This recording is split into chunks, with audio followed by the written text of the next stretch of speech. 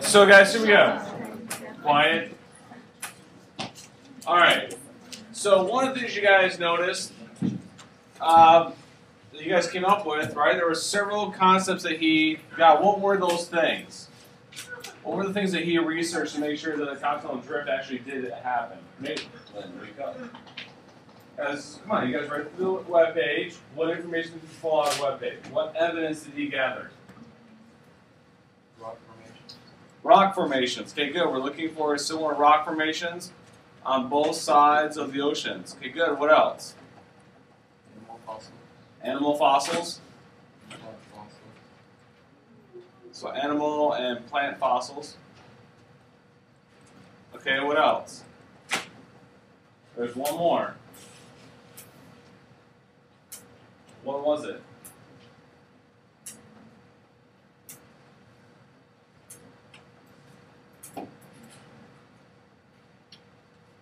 Looking for climate data.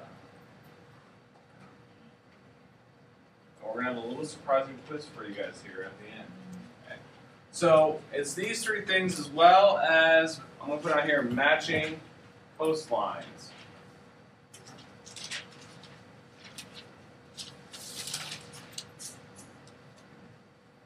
So when I tell you what were the four pieces of evidence that Alfred Wegener used to prove continental drift, those are the four I'm looking for. Rock formations, matching coastlines, climate data, and animal and plant fossils.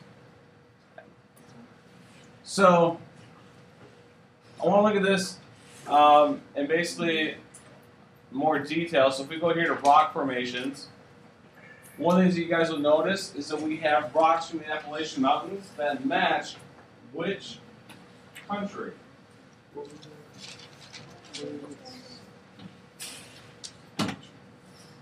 Where do where do those mountains match? Greenland and Europe. Greenland and Europe. It's also right there on the board. Specifically in Europe, Scotland. In fact, there's small pieces of Scotland rock that are actually North American rock. And that were basically, when the divide happened, it kind of left those rocks behind and moved on. So it's kind of interesting that we had North American rock, but it's in Scotland. And we also had very similar geology between South America and Africa, right? There's that big bend on the west edge of Africa. Basically, South America fits right in there with Brazil. So all those rocks do match up. So that's the first thing he did. By the way, guys, when he goes out and does this research, he's not doing research like what you guys would think of doing research. This is a lifetime of research. So he's spending decades developing this idea, looking for more evidence. Every time he goes on a new trip, he gets more evidence. And again, you're talking about the early 1900s. So travel takes forever. Even by steamship, to go across the ocean was a week's journey. So now start thinking about how long that would take. When you're gearing up for these expanses into dark continents that you haven't been to before, there's not really a lot of supply lines. It takes forever to get this stuff up and running. So he is taking a lifetime to do this research. All right, so that's the rocks that he's looking at. If we look at the animal fossils,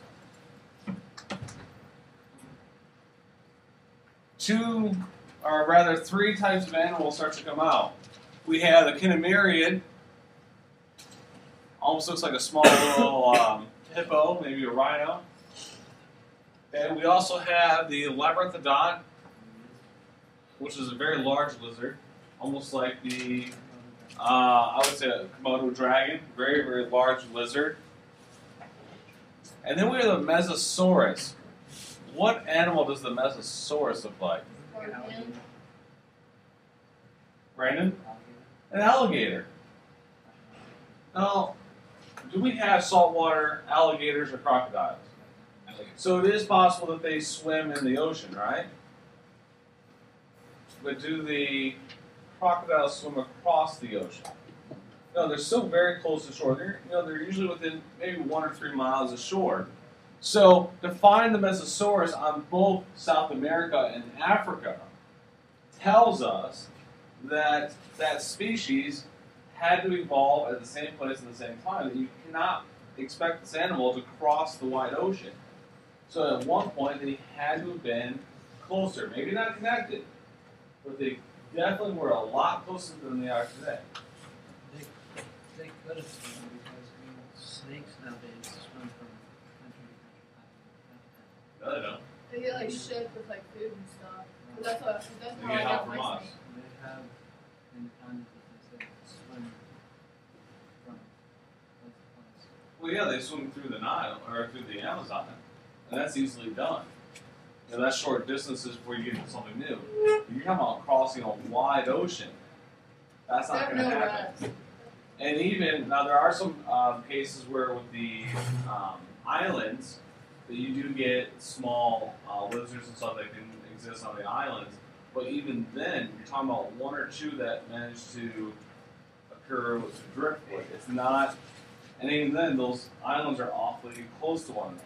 So we don't expect it to be open across a very wide open ocean. So that's kind of the whole thing there. So he's looking at these animals, he's saying, okay, these are land-based animals, especially these two. These are land-based animals. They are not going to be swimming across the ocean. And again, we talk about Mesosaurus, it's definitely more of an alligator type of thing. So it does exist in the water. It does swim in the water, but it doesn't swim across wide open ocean. Just pay attention.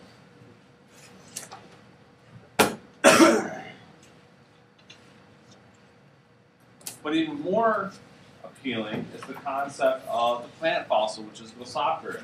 Okay? And if we look at this image,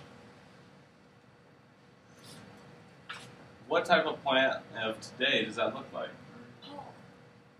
What? Oh, never mind. I wasn't even. One of those fuzzy Not the fuzzy, a fern. Okay, so Glossopteris is a fern. And when we look at, you can actually see this image in the book, and I know you saw it on the webpage, where the locations of these fossils have been found. The fern has been located on almost every single continent on the world except for Antarctica. Okay, so this is kind of interesting that we see all these fossils that again tell us that this thing isn't going to travel all over the world. So in order for that to happen, we have to have these continents much closer together than they are today. So it starts telling us that they must have drifted apart. Okay, that's why we call this continental drift, which is the beginning part of plate tectonics. It starts off with this concept of continental drift. One more thing that he did is he looked at ancient climates. I'm not sure if you guys know about this or not, but we have large coal deposits in Antarctica. In what environment does coal form? Isn't it like No, swamps. swamps. But not just any swamps. You need to have big swamps. All right? You need to have huge amounts of biomass that's going down to the bottom and just getting stuck. Are they talking about Okay? Louisiana? Exactly. So you almost need sub to full tropical. Slight suggestion here. Where's Antarctica today? And I'm pretty sure we've never been a completely unfrozen pole. So what does this tell us? Then in order for coal to form, it needs to be done in a subtropical or a tropical environment. Therefore, Antarctica must have been much closer to the equator than it is today. So again, that's one of those pieces. And then another piece of evidence he found is that we do have glacial deposits in southern regions of South America, Africa, and even India. Now that's kind of the weird one. South America and Africa, I think you guys can understand that it kind of makes sense that we have glacial deposits. Because when we think about the Ice Age, we normally think of the Northern Hemisphere, and we're like, okay, yeah, we got ice coming down from the North Pole. But at the same time, while we have ice coming out from the North Pole, you also have ice coming up from the south. So it kind of makes sense that southern Africa and southern South America have glacial deposits. And even Australia is pretty close to the South Pole. But what we don't expect to see is glacial deposits in India, especially southern India. That's a long way to go for glaciers. Because you could say, well, maybe the glaciers are from the Himalayas. Well, yeah, you would expect glacier deposits up here in the northern parts of India, but not the southern parts of India. Isn't Indiana pretty much in the same line as that? No, not even close. Well, I'm saying, Indiana, well, I'm saying like the United States, how we're so cold compared to them. well, we're actually in the same line as Europe. So why would theirs be colder? Just because of the hot islands? Well, what do you mean there? Who? Well, you're talking about having glaciers there in India. Yeah. So we don't. There is glacial evidence in India, and it's not a place you would expect to find the glacial evidence. So close to the equator. Exactly. So that tells us that at one point it had to be much farther, either north or south. It's clearly not going north because of Asia, so therefore it must have been farther south. No, it's much for that. All right. So, but there's a problem. He has all this evidence, but there's one slight problem with this evidence. He's missing two things. What made him move? What made them move? He's got all the evidence that yes, this happened, but he couldn't come up with the mechanisms. What made the continents move, and how? So the two questions I want you guys to know. Why did Alfred Wegener's concept not work? He couldn't explain two things. Why they moved, how they moved. Okay, those are the two flaws with his theory. And that took many years to figure out, the how and the why. Okay? So what made them move, and how did they move? And that's the whole reason why his theory was not accepted.